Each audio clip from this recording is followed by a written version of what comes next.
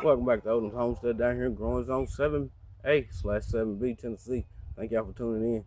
Today we're gonna be planting some peas, which I should have been done did, but been so cold and been want to get out here much. But we finally gonna get some peas in. Hope we can get a good harvest before them dog days of summer get here and start beating that heat down on them and kill them off.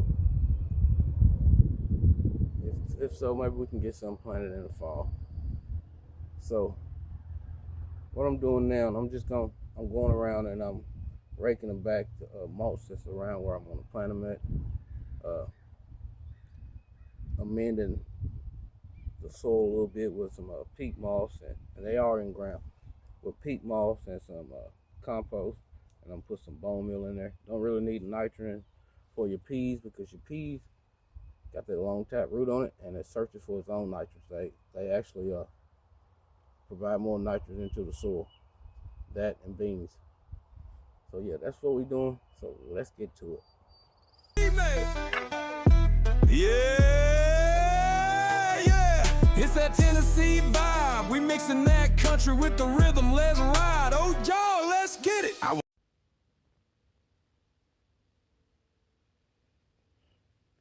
Now I'm just gonna take this mixture of peat moss, compost, and light it down my row right here where I want my peas to grow. But first I'm gonna put this bone meal in.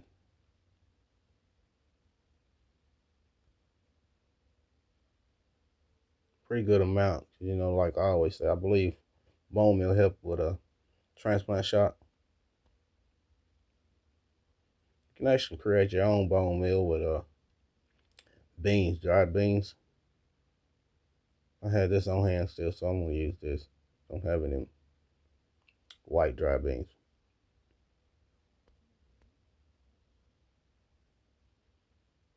Now I'm adding my mixture of peat moss and compost,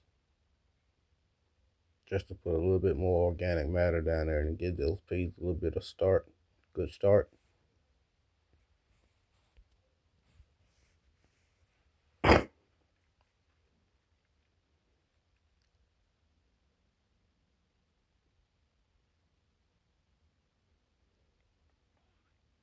I'm gonna add this whole pack down this section. Maybe about 25 pea seeds, I would say. And these are sugar daddies. I love some sugar daddy peas. Peas are one of my favorite greens. Anyway, that, spinach, and turnip greens.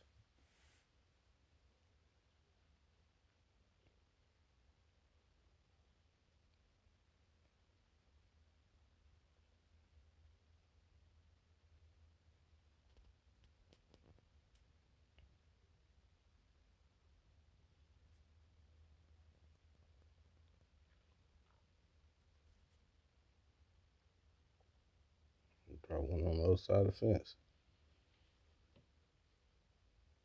Now I'm just going back and pushing them in just a little down into the soil, so when I cover them back up with soil and peat moss, with soil and the wood chips, they won't move everywhere.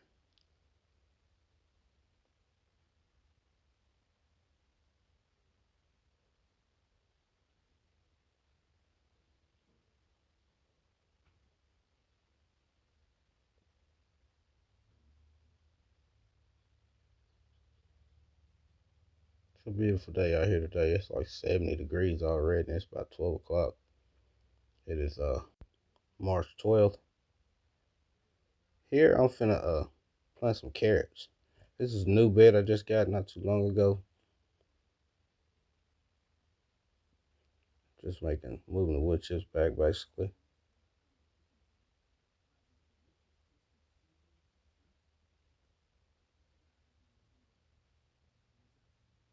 Now I'm finna put some bone meal in here. There's a root crop. So, bone meal does help root crops.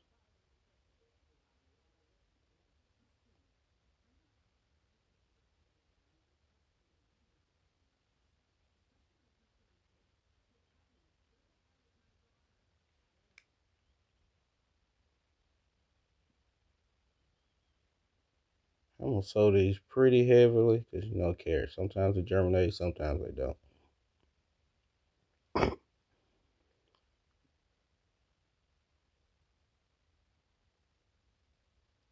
And always thin out or remove some so it can actually form.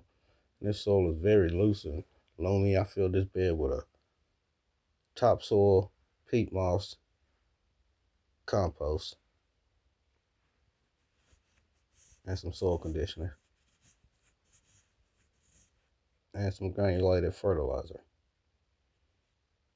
which is tomato fertilizer. That's what I added in with it.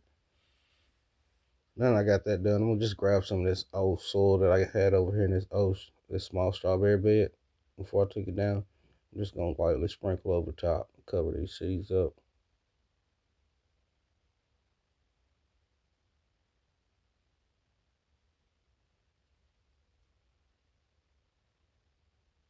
Carrots don't need to be planted so too deep because if you do, they won't germinate.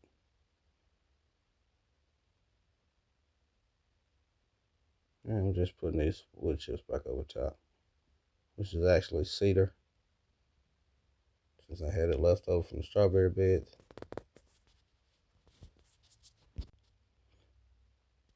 Now I'm just gonna water it all in.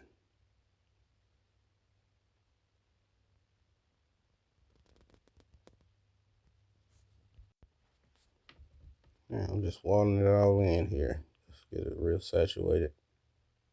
That's the only thing planted in this bed so far. I plan on using the rest of the bed to plant some turmeric. Hoping they take off and do pretty good off in here. Still debating where I want to plant my corn this year. Whether I want to plant it in a container. Probably ain't gonna be able to plant in a container because there's too many of them. I think I got like 18 ears come up so far. Well, not ears, but little corn plants come up so far. Some peaches and cream. You know me, I love my peaches and cream corn. Delicious sweet corn.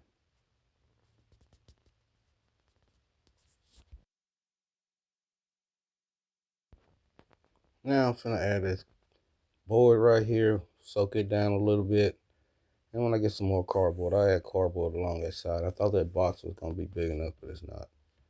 I'm gonna soak this board down some so to retain moisture and leach it back into the soil. So maybe keep them carrots moist for a couple of days before I water again.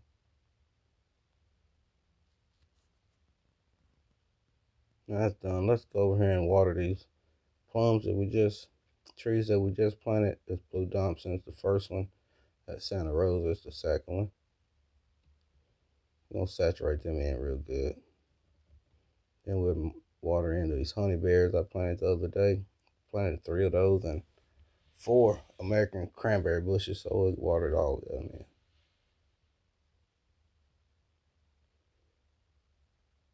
And I'm gonna give them a good drink. Soak that soil really good. Same with these honey berries, because we ain't expecting no rain till Saturday, so I'll keep watering these about every other day until we get good saturating rain. Well, I think they roots done took hold and got established. When I see new growth coming up. These are the 3 honeyberries here.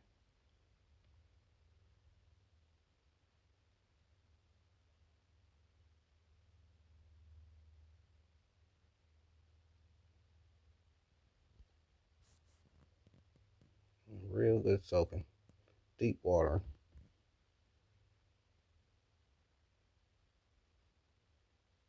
I'm into this area right here for these honeyberries because you know they sow about like blueberries, between 5.5 to 6 point.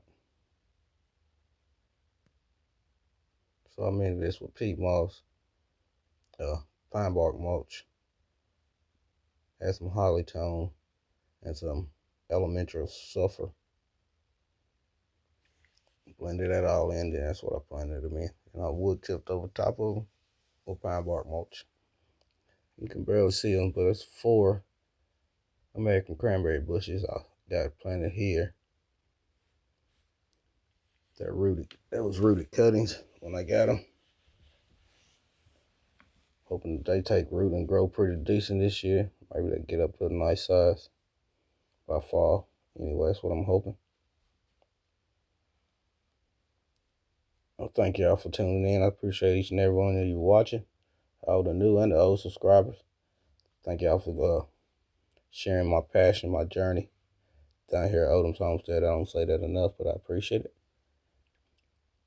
And like I always say, growing is my passion. Y'all stay blessed.